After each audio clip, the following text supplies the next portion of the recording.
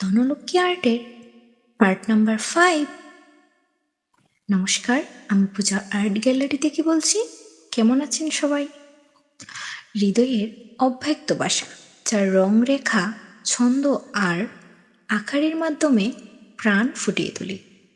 এটি কল্পনার মুক্ত আকাশ, যেখানে সীমানার কোনো বাধা নেই, শুধু সৃষ্টির অপার সম্ভাবনা। প্রতিটি শিল্পকর্ম একটি গল্প বয়ে নিয়ে আসে, কখনো নীরব, কখনো প্রবল, তবু সবসময় গভীর। আর্ট জীবনের প্রতিচ্ছবি।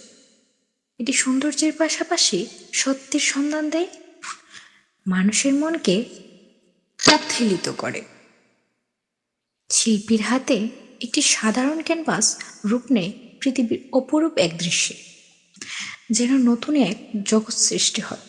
এটি সময়ের সীমানা অতিক্রম করে, সংস্কৃতি ও ইতিহাসের মাঝে অমর হয়ে থাকে। আর্ট শুধু চোখের নয়, মনের খোরাক।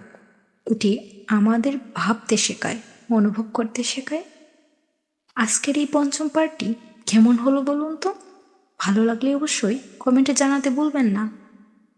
ধন্যবাদ, আর আমার এই পেজটির পাশেই থাকবেন।